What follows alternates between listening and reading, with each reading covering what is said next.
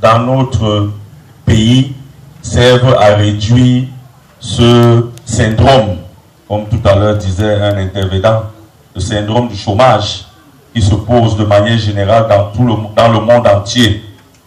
Alors, nous espérons que tous les projets qui sont illustrés, qui sont réalisés dans notre environnement politique, ici à Kribi, viendront apporter, enfin, pas totalement une solution, mais absorber la grande majorité des chômeurs. Parce que le président Paul Biya a décidé de faire de Kribi la vitrine, n'est-ce pas, de ces projets de grande réalisation. Il y a beaucoup plus de projets à forte intensité d'utilisation, n'est-ce pas, de main-d'œuvre ici dans notre pays, dans notre région, que dans tout le Cameroun.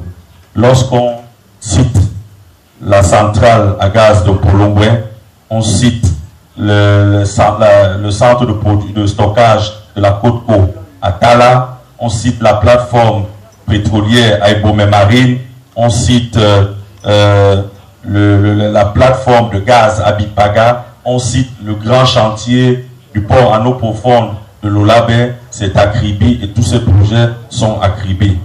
Donc, nos militants doivent sincèrement avoir de l'espoir pour leur avenir.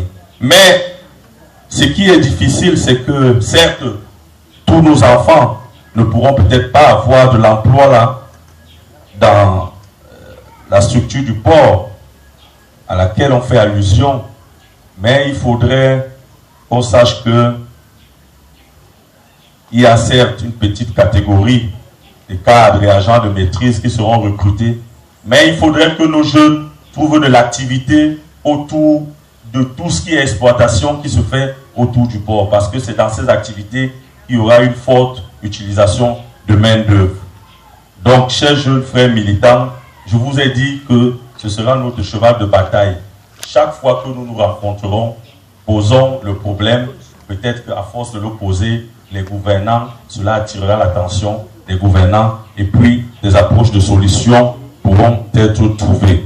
Vous savez qu'ensemble, nous menons cette opération